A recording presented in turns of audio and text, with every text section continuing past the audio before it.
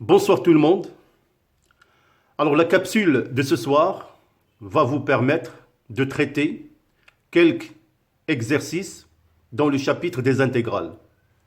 Alors nous allons bien évidemment calculer l'intégrale de i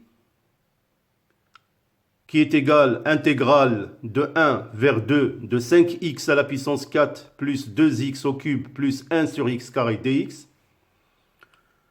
Calcul de l'intégrale j de 3 vers 5 de x plus 1 sur x moins 2 au cube dx. Notez bien, on pose t égale x moins 2. Nous allons procéder par un calcul de changement de variable. Et le troisième intégral k, nous allons utiliser l'intégration par partie. Alors l'intégrale k égale 0 vers pi sur 4 de 1 moins x sinus 2x dx. Alors donc, essayez, ce sont des calculs qui vont vous permettre, bien évidemment, de maîtriser les calculs d'intégrale.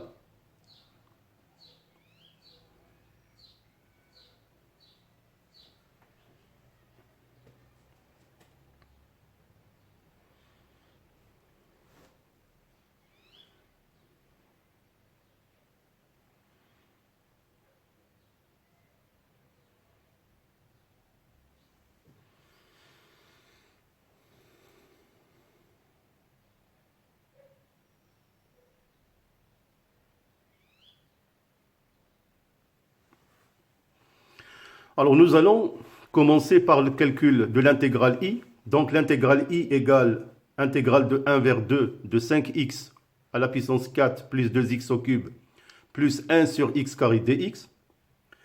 Alors bien évidemment, cette intégrale peut s'écrire i égale, c'est-à-dire la primitive de 5x à la puissance 5 sur 5 plus 2x à la puissance 4 sur 4 moins 1 sur x, donc de 2 à 1. Alors dans cette intégrale, j'ai tout simplement utilisé une propriété de calcul d'intégrale que j'ai mentionnée par un rappel. Alors si on a l'intégrale, là je n'ai pas précisé les bornes, de x à la puissance n, alors donc la fonction x à la puissance n, sa primitive, c'est x à la puissance n plus 1 sur n plus 1. Alors c'est cette propriété que j'ai utilisée pour calculer éventuellement l'intégrale i.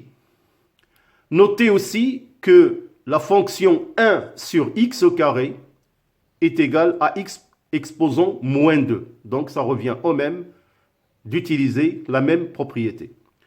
Alors, on va trouver que l'intégrale i égale 2 exposant 5 plus 1 demi multiplié par 2 exposant 4, moins 1 demi, moins, entre parenthèses, 1 plus 1 demi moins 1, et vous allez trouver que l'intégrale i est égale à 39. Bien sûr, c'est à vous de vérifier éventuellement.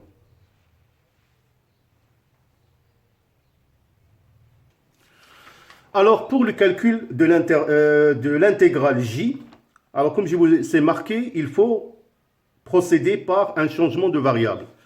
Alors, ils ont bien évidemment donné, on pose t est égal à x moins 2. Alors, on peut déterminer déjà la valeur de x, ce qui implique que ce x est égal à t plus 2. Et on va calculer dt qui est égal à dx. Nous allons bien évidemment remplacer les bornes de l'intégrale. Pour x égale à 3, t est égal à 1. Pour x égale à 5, t est égal à 3. Et on va procéder par le remplacement. Donc l'intégrale j égale l'intégrale de 1 vers 3 de t plus 3 sur t au cube dt, que je peux écrire autrement. Intégrale de 1 vers 3 de t sur t au cube plus 3 sur t au cube dt. Et je vais utiliser tout simplement la règle précédemment citée et appliquée pour l'intégrale i. Donc, l'intégrale j égale intégrale de 1 vers 3 de t moins 2 plus 3t moins à la puissance moins 3 dt. Et on va trouver enfin, après calcul, que l'intégrale j est égale à 2.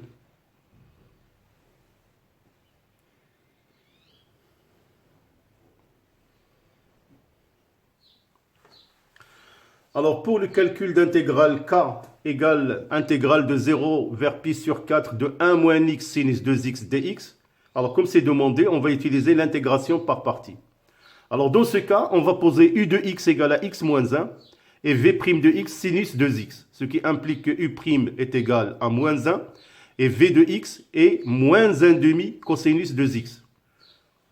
Alors l'intégrale k est égale donc moins 1 demi facteur de x moins 1 cosinus 2x entre 0 et pi sur 4, c'est la primitive de uv, moins intégrale de 0 vers pi sur 4 de 1 demi cosinus 2x.